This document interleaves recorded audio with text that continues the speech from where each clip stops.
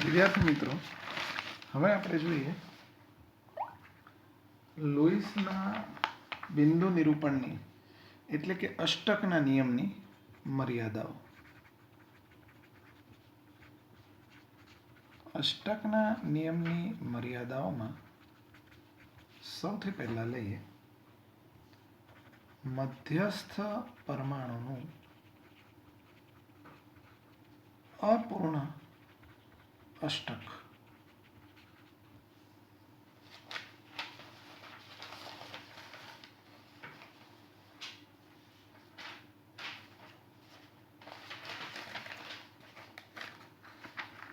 દાખલા તરીકે BeH2 અણુ લઈએ.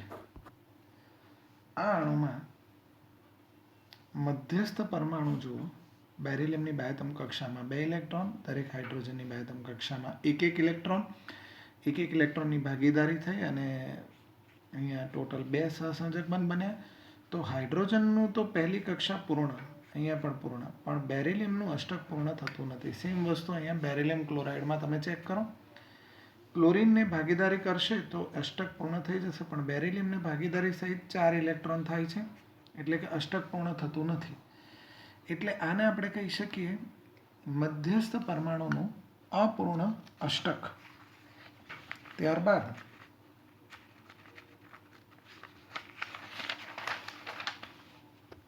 સેકન્ડ લઈએ એકી સંખ્યામાં ઇલેક્ટ્રોન ધરાવતા અણુ.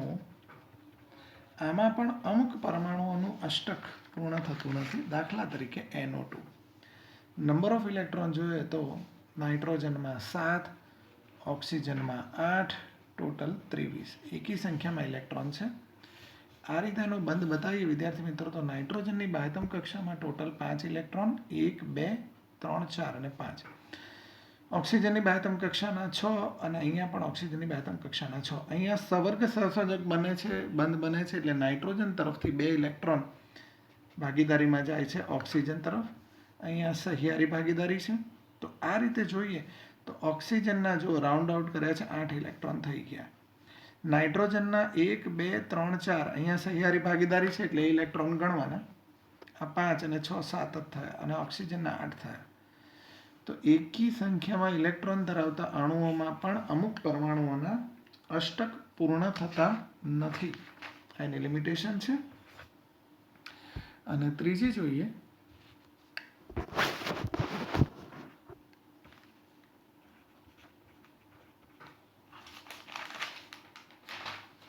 વિસ્તરતું અથવા તો વિસ્તરેલું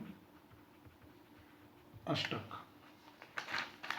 દાખલા તરીકે PCl5 જોઈએ આપણે. ફોસ્ફરસ પેન્ટાક્લોરાઇડ કહે છે આને. આની પર એક નજર કરીએ તો ફોસ્ફરસની બાહ્યતમ કક્ષાના 5 ઇલેક્ટ્રોન બતાવ્યા છે અને ક્લોરીનની બાહ્યતમ કક્ષામાં 7 બતાવ્યા છે. દરેક ક્લોરીન જો ફોસ્ફરસનો એક ઇલેક્ટ્રોન ભાગીદારીમાં વાપરશે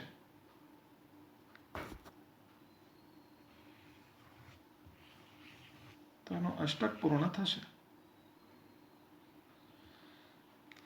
પણ સાથે સાથે જો ફોસ્ફરસ પણ ક્લોરીનના એક ઇલેક્ટ્રોનનો યુઝ કરશે તો તમે ગણી શકો ફોસ્ફરસના ભાગીદારીમાં 10 ઇલેક્ટ્રોન થયા. અષ્ટક થવું જોઈએ, એની જગ્યાએ 2 ઇલેક્ટ્રોન વધી ગયા. તો આને આપણે વિસ્તરતું અષ્ટક અથવા વિસ્તરેલું અષ્ટક કહીએ છીએ. એનું બીજું પણ ઉદાહરણ છે SF6 સલ્ફર હેક્ઝાફ્લોરાઇડ. આમાં સલ્ફરની બાહ્યતમ કક્ષામાં 6 ઇલેક્ટ્રોન, દરેક ફ્લોરિનની બાહ્યતમ કક્ષાના એક ઇલેક્ટ્રોન. દરેક ફ્લોરિન સલ્ફરનો એક ઇલેક્ટ્રોન જો યુઝ કરે તો એનું તો અષ્ટક થઈ જાય, પણ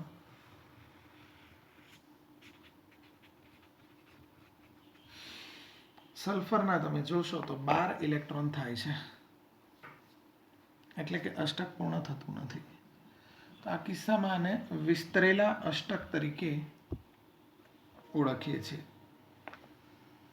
એ સિવાય પણ અષ્ટકના નિયમની અમુક બીજી બી લિમિટેશન્સ છે.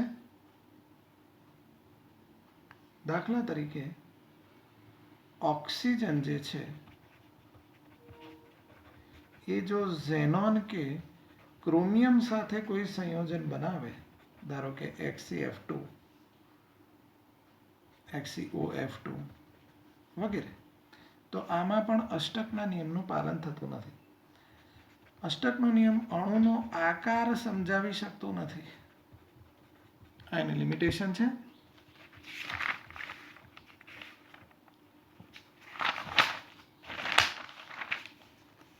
એ સિવાય PCl5 અને SF6 આ બંનેમાં અષ્ટકનો નિયમ પડાતો નથી, પણ તો બી બંને સ્ટેબલ છે, એટલે કે અણુની સાપેક્ષ સ્ટેબિલિટી સમજાવી શકતું નથી. અષ્ટકના નિયમમાં તો એવું હતું કે જે અષ્ટકના નિયમનું પાલન કરે એ જ સ્ટેબલ હોય, તો આમાં નથી પડાતો તો પણ એ સ્ટેબલ છે. એ જ રીતે આમાં પણ અષ્ટકનો નિયમ નથી પડાતો તો પણ એ સ્ટેબલ છે. હવે કેટલાક કિસ્સા એવા છે, સપોઝ કે એમોનિયા છે, ફોસ્ફીન છે, આર્સિન છે, આવા સંયોજનો જે છે સમૂહ 15ના તત્વોના હાઇડ્રાઇડ્સ છે. આ બધામાં અષ્ટકના નિયમનું પાલન થાય છે, તો પણ સ્ટેબિલિટી ઘટતી જાય છે. સ્ટેબિલિટી કેમ ઘટે? તો આ મધ્યસ્થ પરમાણુનું કદ વધતું જાય, એના કારણે હાઇડ્રોજન પ્રત્યેનું આકર્ષણ ઘટતું જાય, તો સ્ટેબિલિટી ઘટતી જાય. પણ આ ડિટેલ પણ અષ્ટકના નિયમનું પાલન થતું હોવા છતાં પણ આમાં સ્ટેબિલિટી ઘટતી જાય છે, તો એ માહિતી પણ અષ્ટકના નિયમથી સમજાવી શકાતી નથી. તો આ અષ્ટકના નિયમની લિમિટેશન્સ કહી શકાય. જોઈએ વિદ્યાર્થી મિત્રો, આયનીય બંધ અથવા વિદ્યુતીય સંયોજક બંધ સમજાવો. આયનીય સંયોજનોની રચનાનો આધાર વાસ્તવમાં બે બાબતો પર રહેલો છે. તટસ્થ પરમાણુમાંથી અનુવર્તી ધન અને ઋણાયનો બનવાની સરળતા અને બન્યા પછીની ગોઠવણી. તટસ્થ પરમાણુમાંથી ધન આયન બનાવવો હોય તો ઇલેક્ટ્રોન દૂર કરવો પડે અને એના માટે આયનીકરણ એન્થાલ્પી પર આધાર રાખવો પડે. જ્યારે તટસ્થ પરમાણુમાંથી ઋણાયન બનાવવો હોય તો એનર્જી રિલીઝ થાય એટલે ઇલેક્ટ્રોન પ્રાપ્તિ એન્થાલ્પી પર આધાર રાખવો પડે. હવે આયનીકરણ એન્થાલ્પી પરમનન્ટલી ઉષ્મા શોષક પ્રક્રિયા છે, કારણ કે એમાં ઉષ્મા આપવી પડે. જ્યારે ઇલેક્ટ્રોન પ્રાપ્તિ એન્થાલ્પી ઉષ્મા શોષક પણ હોઈ શકે અથવા તો ઉષ્મા ક્ષેપક પણ હોઈ શકે. સામાન્ય રીતે ઓછી આયનીકરણ એન્થાલ્પી હોય, આપણે અગાઉ વાત કરી તેમ, અને વધારે વિદ્યુત ઋણતા હોય, એટલે કે ઇલેક્ટ્રોન પ્રાપ્તિ એન્થાલ્પી વધારે હોય, તો આવા તત્વોમાં સરળતાથી આયનીય બંધ રચાય છે. આયનીય સંયોજનો માટે જરૂરી ધન આયનો ધાતુ તત્વોમાંથી મેળવાય અને ઋણ આયનો અધાતુ તત્વોમાંથી મેળવાય છે. એનો અપવાદરૂપ કેસ NH4+ છે. હવે જોઈએ આયનીય બંધમાં ધન અને ઋણ આયનોની ગોઠવણી કેવી રીતે થાય છે, તો સમજીએ. આયનીય બંધમાં ધન તેમજ ઋણ આયનોની ગોઠવણી ત્રિપરિમાણીય રીતે નિયમિત રીતે કુલંબીય આકર્ષણ બળ કરતાં પણ વધારે પ્રબળ આકર્ષણ બળોથી થાય છે. વિદ્યાર્થી મિત્રો, આ કુલંબીય આકર્ષણ બળ આપણે પહેલાં ભણેલા છે.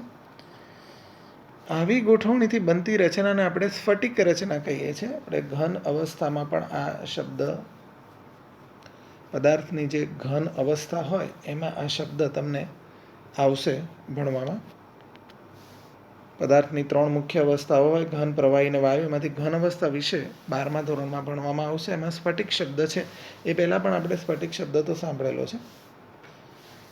અચ્છા, 1 મોલ આયનીય સંયોજન, ઘન અવસ્થામાં આયનીય સંયોજન, એમાંથી વાયુરૂપ ઘટક આયનોને એકબીજાથી અનંત અંતરે દૂર કરવા માટે જરૂરી ઉર્જાને સ્ફટિકની લેટાઈસ ઉર્જા અથવા તો લેટાઈસ એન્થાલ્પી કહીએ છીએ.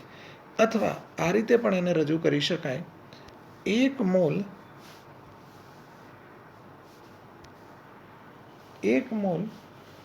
વાયુરૂપ ધન આયન અને 1 મોલ વાયુરૂપ ઋણ આયન એકબીજા સાથે જોડાઈને 1 મોલ ઘન આયનીય સ્ફટિક બનાવે. 1 મોલ ઘન આયનીય સ્ફટિક બનાવે તે દરમિયાન ઉદ્ભવતી ઉષ્માને પણ લેટાઈસ એન્થાલ્પી કહે છે. NaClના કિસ્સામાં આ જે લેટાઇસ એન્થાલ્પી છે એ 788 કિલોજૂલ પર મોલ છે. નિપજની લેટાઇસ એન્થાલ્પીનું મૂલ્ય જેટલું વધારે હોય, ધ્યાનથી સમજો, એટલું વધારે સરળતાથી આયનીય બંધ બન્યો હોય. એટલે જ્યારે બે પરમાણુ વચ્ચેનું આકર્ષણ વધારે હોય ત્યારે લેટાઇસ ઉર્જા વધારે હોય. બોર્ન અને હેબર નામના બે વૈજ્ઞાનિકોએ આયનીય બંધની રચના થઈ આયનીય સંયોજન બનવા સુધીના વિવિધ તબક્કાઓને વિસ્તૃત રીતે સ્ટડી કર્યો અને એ પ્રત્યેક તબક્કા સાથે સંકળાયેલી એન્થાલ્પીઓનો પણ સ્ટડી કરી કુલ લેટાઇસ એન્થાલ્પીના મૂલ્યો મેળવેલા છે. અહીંયા NaClનો એક સ્ફટિક તમને દર્શાવેલો છે. અહીં આ જેટલા કોર્નર છે એ કોર્નર ઉપર સમજી લો કે Cl- આયનો છે. તો એ કોર્નર સિવાય પણ દરેક બાજુની મધ્યમાં પણ હશે. હવે Cl- આયનો ક્યાં હશે જોઈ લઈએ. Cl- આયનો આપણે કીધું ખૂણા પર અને દરેક બાજુની મધ્યમાં. તો હવે Na+ આયનો ક્યાં હશે? તો આ જોઈ શકો છો તમે આ જગ્યાઓએ Na+ આયનો હશે. તો આ રીતે NaClની સ્ફટિક રચના તૈયાર થાય છે. અહીં Na માંથી Na+ અને ઇલેક્ટ્રોન રિલીઝ થાય આ માટે આયનીકરણ એન્થાલ્પી 495.8 કિલોજૂલ પર મોલ છે. અને Cl માંથી Cl- આયન બને ત્યારની ઇલેક્ટ્રોન પ્રાપ્તિ એન્થાલ્પી -348.7 કિલોજૂલ પર મોલ છે. બંને ઉર્જાઓનો સરવાળો કરીએ તો 141.7 કિલોજૂલ પર મોલ મળે છે. જ્યારે NaClની લેટિસ એન્થાલ્પી -788 કિલોજૂલ પર મોલ છે. એટલે એ લેટિસ એન્થાલ્પી વધારે હોવાથી NaClની સ્ટેબિલિટી વધારે છે એમ કહી શકાય. નવો એક ટોપિક છે બંધ લંબાઈ, બંધ કોણ, બંધ ઉર્જા અને બંધ ક્રમાંક સમજાવવાનો છે. તો સૌથી પહેલા સમજીએ આકૃતિમાં A અને B બે પરમાણુ જોડાઈને એક સહસંયોજક અણુ AB બનાવેલો છે. હવે આ ABની બંધ લંબાઈ આપણે સમજવી હોય તો ફર્સ્ટ ઓફ ઓલ એ પરમાણુની ત્રિજ્યાને આપણે RA કહીએ છીએ, બી પરમાણુની ત્રિજ્યાને RB કહીએ છીએ અને આ આખા બંધની જે ત્રિજ્યા છે કેપિટલ R એટલે કે RA+ RB તરીકે આપણે ઓળખીશું. આખા બંધની ત્રિજ્યા RA+RB. અહીં દરેક પરમાણુનો સહસંયોજક બંધમાં ફાળો એની સહસંયોજક ત્રિજ્યા કહેવાય છે. સહસંયોજક બંધની લંબાઈ એક પરમાણુનું બીજા પરમાણુના કોર એટલે કે સેન્ટર સાથે સંપર્કમાં હોય એના આધારે આપણે માપી શકીએ. સહસંયોજક બંધથી જોડાયેલા બે સમાન પરમાણુ વચ્ચેનું અંતર અને એનું અડધું મૂલ્ય એને આપણે વાન ડર વાલ ત્રિજ્યા તરીકે ઓળખીએ છીએ. દાખલા તરીકે ક્લોરીન અણુમાં સહસંયોજક અને વાન ડર વાલ ત્રિજ્યા અંદરના વર્તુળ ક્લોરીન પરમાણુના કદને અનુરૂપ હોય છે. વાન ડર વાલ ત્રિજ્યાને આપણે RV તરીકે અને સહસંયોજક ત્રિજ્યાને RC તરીકે ઓળખીએ છીએ. તો આકૃતિમાં આપણે જોઈ શકીશું વાન ડર વાલ ત્રિજ્યા અને સહસંયોજક ત્રિજ્યા. તો વાન ડર વાલ ત્રિજ્યા શું છે? ઘનના બે અલગ અલગ અણુઓમાંના બે સમાન પરમાણુઓ વચ્ચેનું અડધું અંતર છે. આ બે સમાન પરમાણુઓ છે એમની વચ્ચેનું આ અંતર છે ને એનું અડધું અંતર આપણે વાન્ડરવાલ ત્રિજ્યા કહીએ છીએ. અને બે સમાન પરમાણુ વચ્ચેનું કોર જે છે સેન્ટર એના મૂલ્યનું અડધું મૂલ્ય એટલે સહસંયોજક ત્રિજ્યા કોઓર્ડિનેટ રેડિયસ તરીકે એને ઓળખીએ છીએ. હવે લઈએ છીએ બંધકોણ. અણુના મધ્યસ્થ પરમાણુની આસપાસ રહેલા બંધકારક ઇલેક્ટ્રોન યુગ્મો ધરાવતી કક્ષકો વચ્ચેનો ખૂણો એટલે બંધકોણ. દાખલા તરીકે H2O છે. એમાં આ બંધકારક ઇલેક્ટ્રોન યુગ્મો ધરાવતી કક્ષકો છે આ બે, અને એની વચ્ચેનો આ ખૂણો એટલે એને આપણે બંધકોણ કહીએ છીએ, જે 104 ડિગ્રી 5 હોય છે.